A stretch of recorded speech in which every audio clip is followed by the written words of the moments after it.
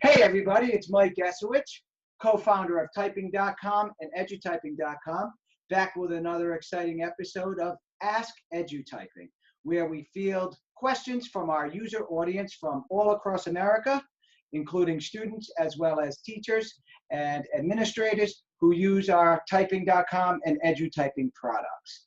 So this week I'm going to start with a really cool tip. That's how we begin every show, is with a keyboarding tip of the week.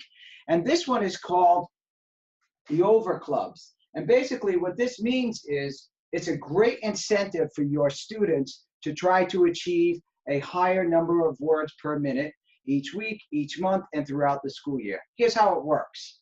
So start with posting something on your board that you're going to begin an over club. And based on the age group that you teach, whether it's elementary school or high school, basically after your students have completed the first few lessons in a new unit or at the start of a school year or a new semester, you can determine about where your students are as far as the average number of words per week.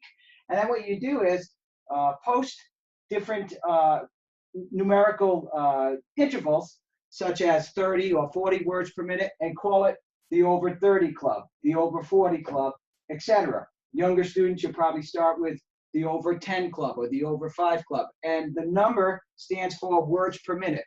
One thing to recognize here, though, is that it's a net words per minute, not just a gross number of words per minute. So you have to factor in accuracy when you are promoting students to the next club.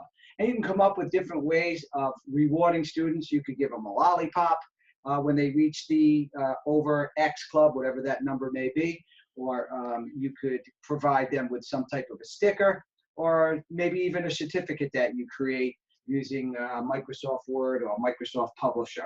So again, that is called the over clubs. Great way to incentivize students to increase their words per minute and accuracy every week, or however incremental you want to promote them to the next club. So I'm joined off camera by my colleague, Rennie Sullivan, who is going to read our first question of the week for Ask Edutyping. Rennie? Mike, Rachel Bohanon asks from Teaching.com, does it matter how you type? I type at 55 words per minute, and I don't exactly type as the website says to type.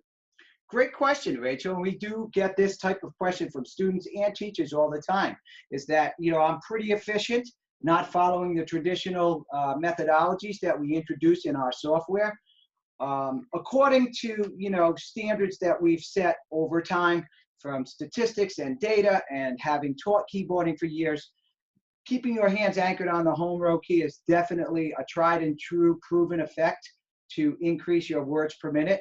But what I don't know from your question is, how is your accuracy? So not knowing that, I would say that try to stick to the traditional method. But if you do kind of sway a little bit away from that and it's working for you, that's okay. Everybody's different. Our eye-hand coordination doesn't always work the same. So by all means, stick with what you're doing, but always measure whether or not you're improving, and really focus on if your accuracy is, achieving somewhere around a 97 to 100%, and then modify your techniques accordingly. But that's a great question, Rachel. Let's take our second question. Rennie? Barbara Bout asks from Teaching.com, hi, Mike. I'm just wondering if there are typing tests for the beginner lessons. Okay, Barbara, good question. So Barbara asks, are there typing tests to basically measure students' words per minute and accuracy out of the gate in Teaching.com? So the answer to that question is no. Again, Teaching.com is our free product. So it's not as robust as far as the features go, and especially with the lessons. Our staff, our programmers, and our content development team here basically focuses adding new lessons and features primarily inside of Edutyping, which is considered our premium product. Inside of Edutyping, if you'd like to try that out, there's a free trial. You will find that there are two curriculums, one for Edutyping Junior, which is for K through 5 age group, and then grade 6 through 12 is the Edutyping secondary curriculum. Both of those curriculum comes with what we call a pre and a post test. And the pre-test basically will allow you to measure where your students are before they begin typing, so you can kind of customize the curriculum, benchmarks such as words per minute and accuracy accordingly. And then the post-test is set up to find out how well students have progressed. But what I would recommend, going back to Teaching.com and your original question, is have students begin the first couple of lessons and just tell them that those are practice. You can then determine what the words per minute and accuracy average is, so you can set benchmarks as well, and then have them just redo those as graded assignments. So they would kind of take the first couple as practice tests, and then you can move to reassign those same lessons again. So hope that makes sense to you, Barbara. Thanks a lot. So we have time for one more question this week. Rennie? Marta Lewis from Raleigh, North Carolina, she asks, do you offer anything for only one student who attends a school that does not offer your program? For a parent such as myself, I would like to buy something for a 6-month period or so. Marta, we're asked this all the time as well. We have a lot of homeschool parents who reach out to us, and then also parents of children who attend schools that don't have a keyboarding program. And I definitely empathize and sympathize with you, being a parent that has had students who have gone through programs that offered keyboarding, schools rather, and then a couple of my children have gone to schools where it wasn't offered. So there was kind of that same dilemma that I was faced with. Unfortunately, inside of EduTyping, we primarily focus on a school-based solution. So currently, we don't offer a single parent or a single license for a student. But what I would recommend is there's a number of resources outside of a paid program that you can go to.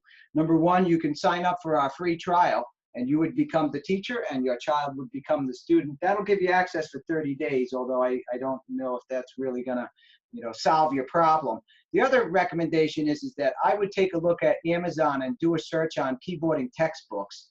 And those are very robust as far as the curriculum goes.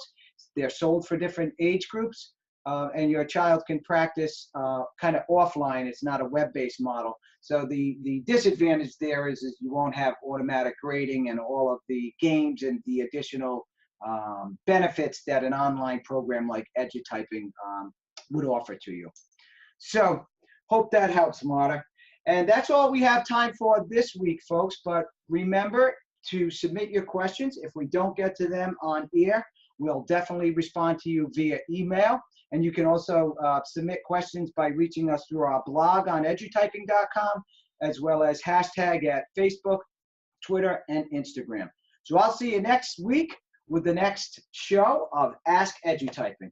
Happy teaching, everybody. Take care.